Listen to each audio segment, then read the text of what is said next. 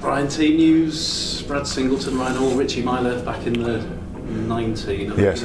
Feature? Yeah, all will play, which is good news, yeah. Yeah, how much of a boost does it to have those players back? Certainly, all three of those blokes have been good soldiers for us all year. Richie Myler especially, new recruit, settled in really well, and missed him for the last couple of games. Good to have him back. How much have you missed Brad Singleton? Yeah, it's one of those, he's a classic case of you don't realise what you got till he's gone, and I think along with everybody else, Brad, knows there's more to come from him, but he's been a really solid performer for us all season, been a bit of a pack leader, and commanding respect within our group. So yeah, he's going to feature on Thursday night, and he'll influence the group, I'm sure. Is he back slightly ahead of schedule? He is in that he only had his pot off this week. So pot off, and then his pins out, an operation on Monday to take his pins out. It's incredible what they do, players, isn't it? There's loads of little mini stories out there, isn't there, to get excited about. Somebody has an operation on a Monday and plays on a Thursday. Regardless how big or small the op is, it's good. He just wants to get back in the mix there, Brad. Probably should wait about another 2 weeks, but I think if he had a fully fit squad, he'd be saying, "I'm playing," and he's one of those, Brad. Even as a not an old bloke, he once he tells you he's playing, you're not going to argue with him. Ryan Hall's only just come back from England as well. Did you consider resting him this week? I did when the fixtures came out in whenever they did, December time, and you looked at that and thought, well, that'll be a tough ask for Ryan to turn around, but things change since then, don't they? Has he come back okay? Yeah, he's good. He's been really good this year, Ryan. He's fit. He's in great form. His head's in a good place. He's keen to play. He just wants to play for us. It's good. I think in terms of players unavailable, you're down to sort of single figures rather than double figures at the moment. Do you see the? It's a nice little bonus, that, isn't it? It's a little bonus, isn't it? It's still 7 or 8, isn't it? That are out. But do you see players being encouraged by the fact that they've got extra bodies around in training and things like that? Yeah, well, training's had a few more numbers there back playing this week, in training this week. So I've been saying for a few weeks, it's good. It's good. We're in good shape. It's going to come good. I know it is. I couldn't tell you that a couple of years ago. This will come good.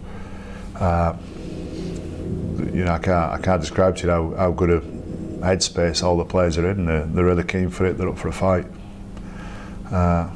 It's a pleasure to be amongst them, and we just complete another week's training there, and it's a great position to be in, really. In terms of what it's going to look like in another 2 years' time, there's some great foundations being put in place. There's some really strong lessons being taught to each other at the moment. So a couple more bodies back, and a few more competition with places, and then who knows. Stevie Ward's concussion, that to give you a bit more concern. Yeah. Stevie Ward and Mull have been ruled out through concussion again, so that's frustrating news. There's not much you can do.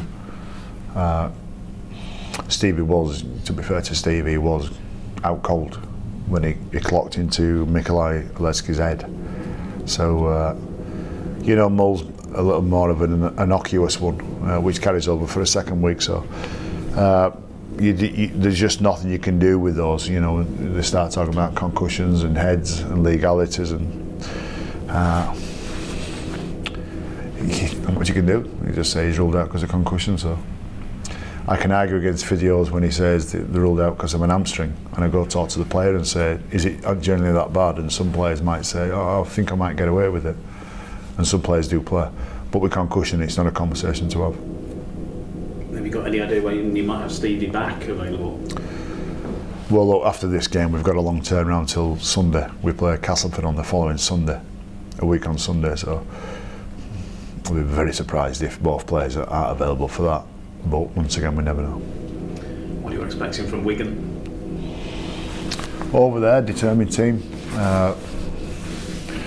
They've got their own little bit of a story going on, haven't they, with some inconsistent form just recently, although they're in good shape. You know, they're not. You know, they're not doing bad. And they've got the bit between the teeth, but we know that they've got some vulnerabilities as well. And you know, they've showed some vulnerabilities this year, more so than they ever have done in recent seasons. So, chances. Is it one of those where the opposition, the venue, sort of see your team rise to the challenge? Yeah, for sure. Yeah, I think. I mean, they came over here, didn't they? Just in this season, they beat us at our place for the first time in a long time. Ironically, yeah, we'll go over there and beat them over there for the first time in a long time. I don't think we've won over there for quite some time now. So it's time we did a job over there. Yeah. What would a win at Wigan do for the side right now, do you think? Do you know, I think what we've got going on is a bit bigger than a win at Wigan. You know, I think when we're rattling along a usual season, you know, a win at Wigan's a big thing, and you know, it'll do us good, and I'm sure it'll do us good. 2 points is going to do us good right now. I don't care where it is. We need a win, whether it's at Wigan or in Timbuktu. Let's get 2 points, and I think we'll gain more from getting 2 points and more from just affirming some of the good stuff that we've got going on with the team. All the losses that we've been having recently, there's been some really purple patches during games. Trying to convince players that this is good. You know, these are good passages of play. This is a good thing to do. That's harder to do when you keep coming up with a loss. So just getting a win is probably the most important thing, regardless where it is. Good luck. Thanks. Brian, back to Ryan Hall. He's been linked recently with a move to Hull KR. Do you see his long-term future at Rhinos? Would you like him to sign a new deal? Yes to both. Do you think it will be soon when the club does announce that Ryan Hall? What are the negotiations like at the moment? Where are we? I think everything's okay. I think there's no drama with any of it. I think anybody of Ryan's stature in the game is going to attract interest. You know, I think Ryan's in good shape. I think he's enjoying his time with us at the moment. I think his head's in a great place, playing some really good stuff, really fit at the moment. Was one of their best players over in Denver there just recently. So you know, we've got a good player.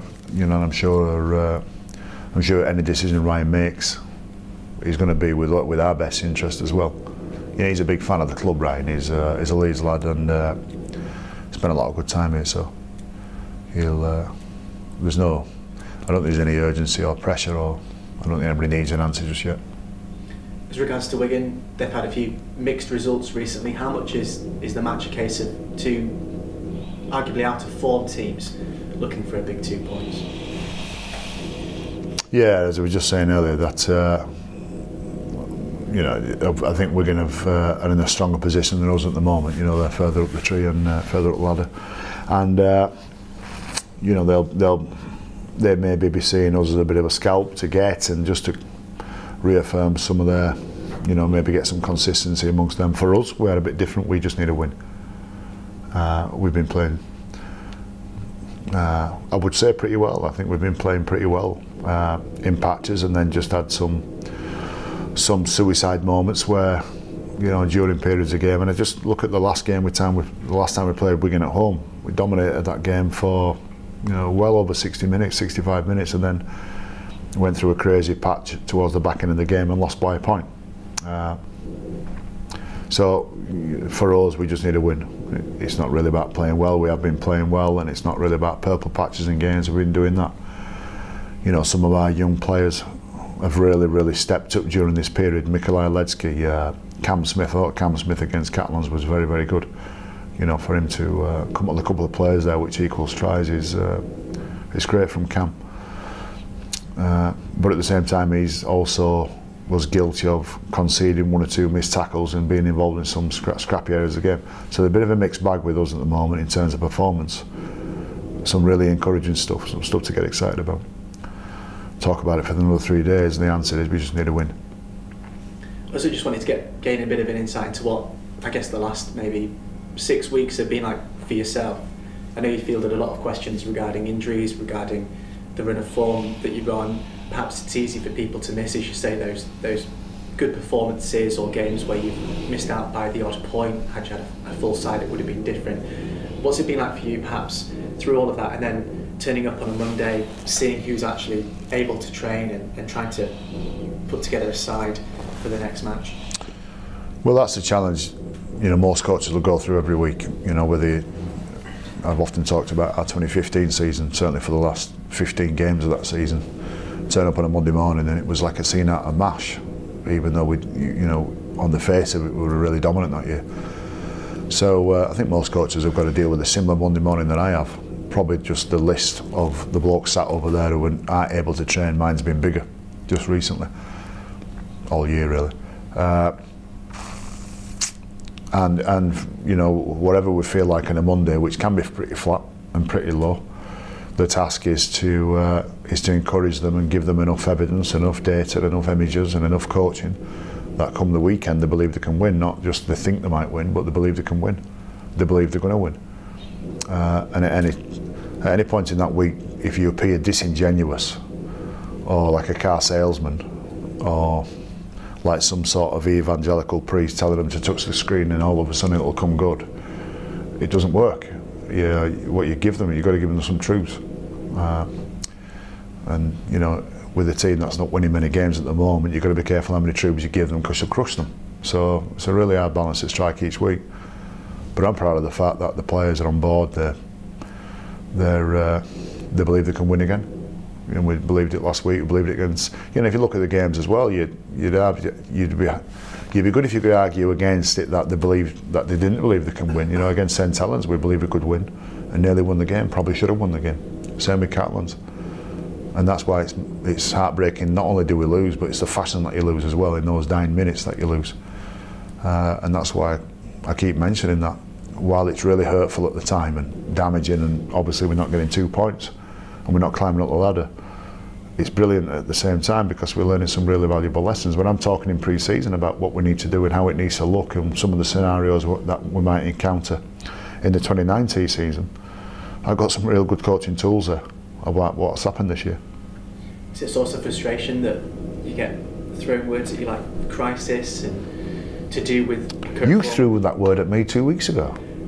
Did you? It might not have been me. It might have been somebody else. Okay. I saw one post-match interview where it was thrown at you to do with the injuries. And again, it's this. You know, you've talked about there the heartbreaking nature of just losing out and the fine performances that you've put in against the likes of St Helens. Is it a source of frustration that the focus? I know we are in a results business, but well, look, when I was younger and more naive, I would get frustrated with journalists mentioning words that were just too easy to say, that lazy phrases, cliches, stuff where you don't have to do your own work and you can just turn up and just churn out the same questions every week. Now I don't get frustrated, I just expect it. So when people mention a crisis, to be fair, we are losing games and we have lost a lot of games. So I come in here now and I don't think, right, I wonder what they're going to ask. I know what you're going to ask. So I understand why people would mention the word crisis, and then my task is to not only just say, no, we're not in a crisis, in a defensive manner, is to tell you that it's not a crisis and tell you why. And that's why I geared a bit of an insight into what it's like in and amongst the ranks. You go talk to the players and ask the players, they'll all look you in the eye. You know, watch the players do interviews after games, they're all stood there with their eyes up, the shoulders back. You know, they're all proud about who we are at the moment. Although probably not proud that we're not winning games, but so you know, to mention words like crisis or you know, the crisis meetings, there's been none of that going on. Pleasing to see the positivity remaining within the dressing room then. Yeah, for sure, and that's the task at the moment. You know, I think that's your first task at the moment is to get them to believe they can win, which we keep doing. Excellent. Good luck, Brian. Cheers, thanks. Did Liam Sutcliffe take a big step forward against Catalans in terms of his own confidence? Well, he's got, I think Sutty's still coming back from injury. I think he's still got a couple of games under his belt before he hits his straps there. And he, along with another few, have to step up.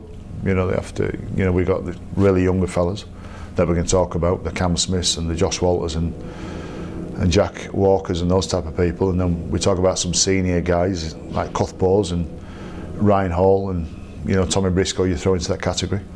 But then you got that mid bracket as well. Your Ash Hanleys and your Liam Sutcliffes, who have been around for a couple of seasons now, 2 or 3 seasons. Sutty especially, 2013 he made his debut. So it's those blokes that need to step up. It's those blokes that need to take charge, and not just rely on the senior blokes, and not just wait, you know, and do that for the younger blokes to come up with some stuff. So another few games would be good, Sutty. Can you see the younger players themselves seizing the opportunity, particularly Jack Walker, the way he played against Catalans in the first half? Yeah, do you know that try he scored, Jack, against Catalans? I'm not sure many people in the comp right here and now would score that try, the first try that we scored there, where he tore them up the middle. And I think just, again, some of that experience we went through a couple of years ago, when they get in a huddle after training and, you know, maybe just in the meeting room, they all talk with the conviction, and that's been thrust upon the young fellas. The young fellas know what to say, they know how to act, they know what the words mean. You know, when somebody just comes out with a statement of hitting the opposition or locking onto the opposition, or, you know, they actually know what that means in the most extreme of circumstances. So, yeah, Jack Walker's learning some really good lessons at the moment.